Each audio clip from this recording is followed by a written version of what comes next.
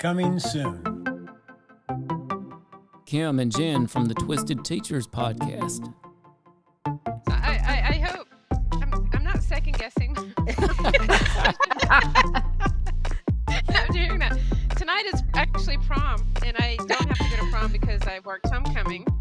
So, yeah, Carrie, that movie is so disturbing, and it speaks to, of course, bullying and everything like that. But I think the scene that we all know is the pig blood or whatever that comes from the ceiling of the theater, and the bad parenting, and just Yes. Oh my goodness, the things that should never happen in high school all happen in this movie. They Every really single do. one of them. Scottish author Chrissy Herron.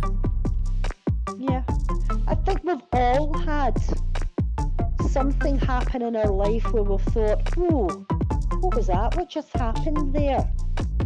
And I have said to several other people, I think we have an ability to be able to touch on if there's somebody in the building with you, or a past person who's maybe passed on is with you, I've came to visit.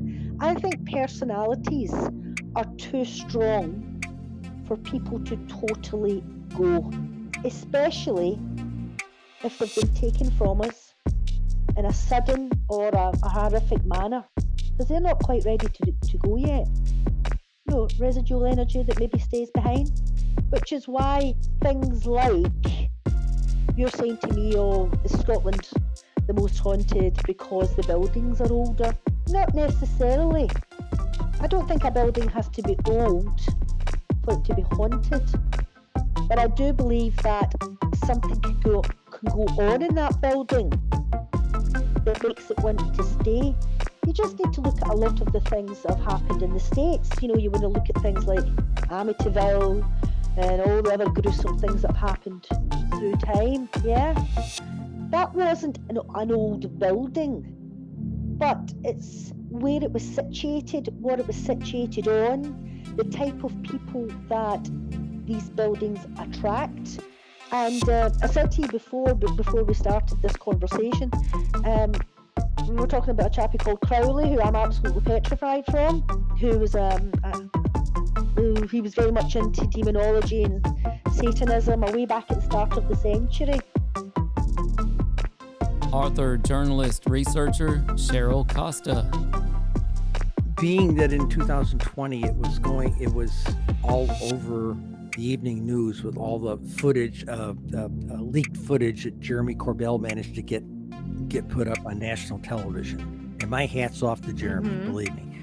And so with that, I say yes, a lot more people have woken up to it.